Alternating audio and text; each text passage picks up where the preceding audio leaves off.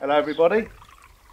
As you can see, I've just finished painting the bird bath and just topping it up.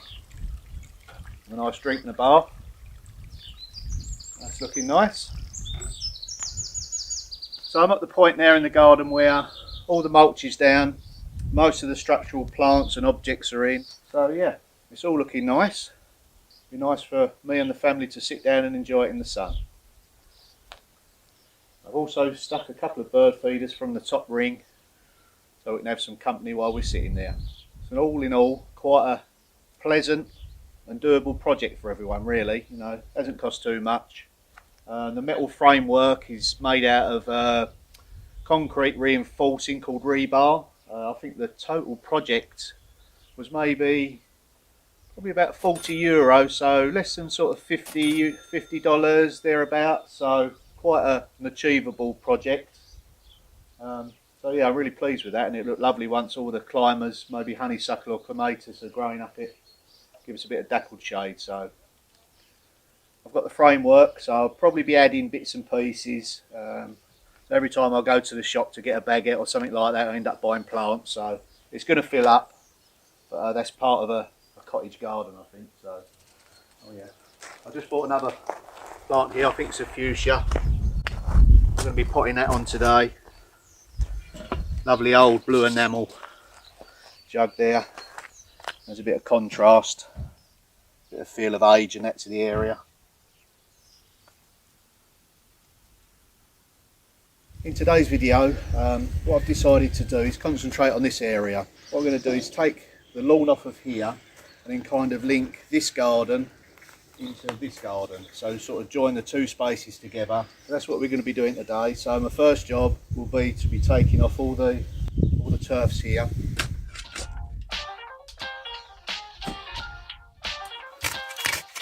So don't forget, if you're stripping turf, nice and low, and just keep cutting in from the side,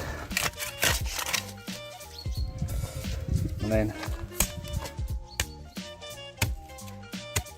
work about a width part, put a line through there, and then intersperse it with some pieces like that. And when you come down low, I've hit a rock. When you come down low, it lifts up a lot easier. When you're stripping off lawn in an area like this, you can always double up with some cardboard. Make sure it's not the shiny cardboard. Cardboard down, and then sort of 2 or 3 inches of mulch. That can be soil or wood chippings. That'll suppress the weeds. Then you can always plant through the cardboard with plants and things like that. Whew. As you can imagine, with the trees this close, there's a lot of roots running through here. I haven't got to go too deep. What I plan to do is recycle this. It's a bit of a framework that was part of the construction of the barn that's fell down. It's rotted to one end, so I'm going to cut the rot out, sit it here, and that'll be like a gate post for the gate. So I'm just about deep enough really.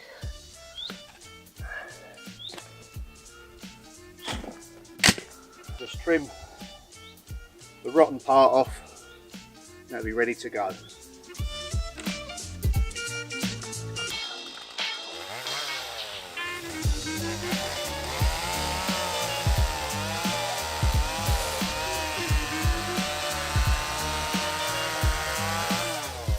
These beams always look rotten. Cut a small section off, and as you can see, absolutely solid. So that'll be okay, fit for purpose.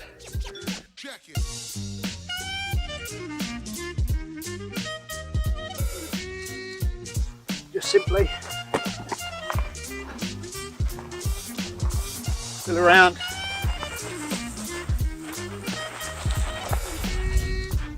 Drive the sand in.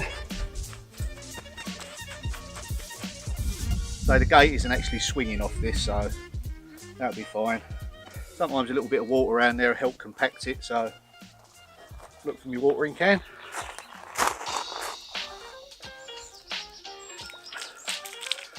And with any luck, in a few weeks you'll see this start sprouting before long I'll have pears on it. No, not really. Chestnut anyway. Right, I think I've got time to squeeze in a cup of tea. Oh yes, I have. Nice cup of tea and some biscuits for you. Oh, lovely. Thank you very much. You're welcome. Cheers.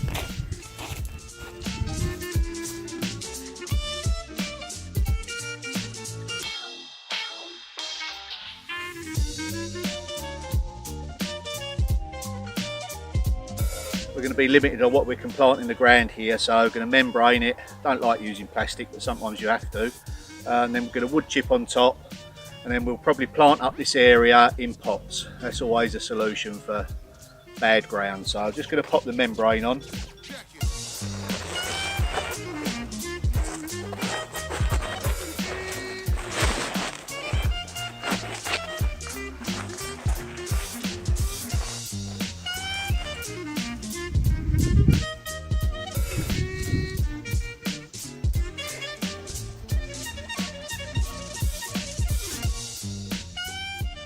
Hi everybody, just a quick update on what I've been doing. So this is what I've been up to the last few days. I've put the bench there. I've created this new area connecting the cottage garden out to the open green grassed area. So the bark chippings is down. That's all my apple and pear trees all mulched up. These are a few plants and reclaimed galvanised bins and buckets lying about buried, so just recycling again. And these are some big limbs that come off the tree as well. I'm just going to plant the pockets up with different sorts of plants. So yes, turn a rough area into a nice area, so progress is good. There you go. And this is how it connects this part out to that part. And as you can see, I've got a washing line right in the middle. That'll be coming out later on today. Well, if you can see this, a couple of little tiny mice running around.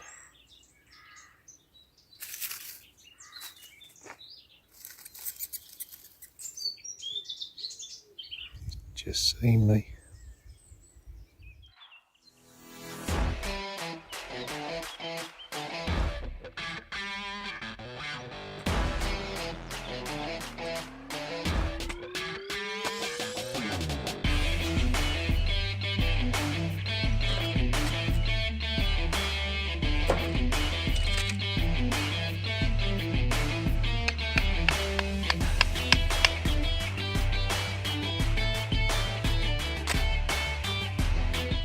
Get the idea, cut into it.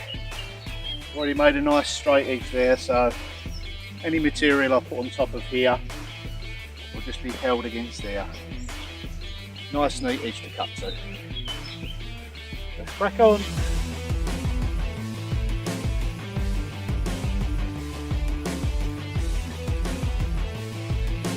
I'm just on the hunt for some more galvanised barrel loops, and what I'm going to do, you can just see down on the ground, I'm going to use them as like giant stepping stones if you like, but probably fill them up with gravel just to break up the barked area. Just use what I've got lying around.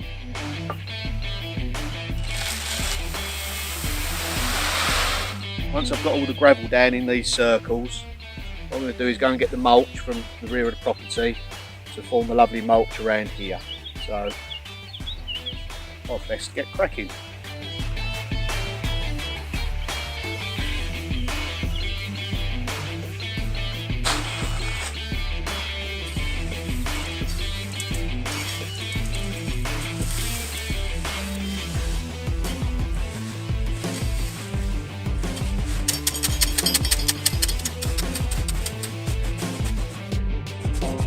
I've had dance lessons to do this.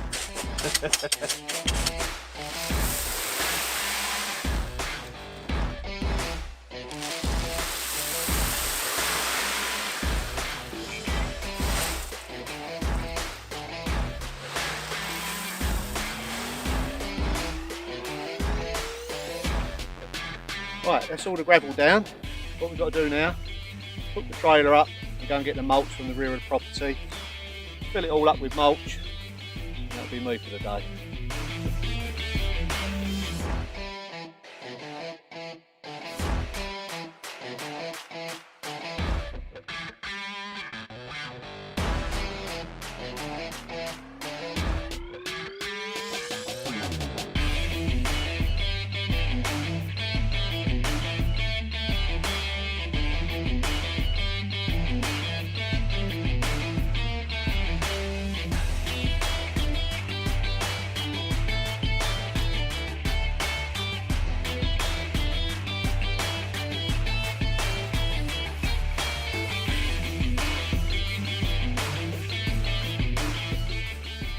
I've extended the area at the front of the cottage garden and put a bench across here, as you can see. So what I've decided once sitting down there was I'd like to see some more plants and flowers. So I'll just spin the camera around and show you where I intend to put them. As you can see, I've just taken most of the turfs off the top there, just so that when I'm sitting down there I can look at some lovely plants and flowers. And this is the mixture of plants that I've bought, sort of low growing, ground covering, some fuchsias, geraniums, I think that's an aster. So I'll just lay them out in a moment once I've got the rest of the turfs off, and you can see how I plan to plant it up. You'll never change the soil type. This is clay. I'm going to add some horse manure, some compost and some sand, and all that will do is just improve the condition of the ground, really. Like I say, you'll never change it from clay. It'll always be clay. You just try and improve it, put some sand with it, give it extra drainage, open up the structure. So that's what we'll do. There's a great video on no dig. I think it's Charles Downing or something like that. I'll put the link at the end of this. He's got some great tips on no dig gardening. So, you know, if you suffer from back problems, which I do, it's a handy way to garden with not too much work, but not too concerned with this area, and I'll march on with it. It's like there was a patio here. Saves me buying stone.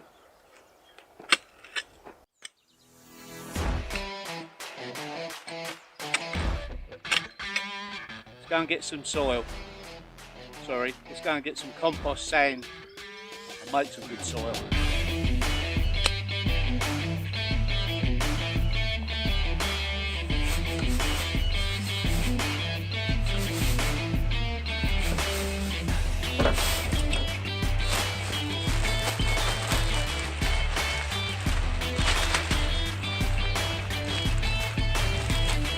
Always save these, good for recycling. I should plant these up with potatoes later.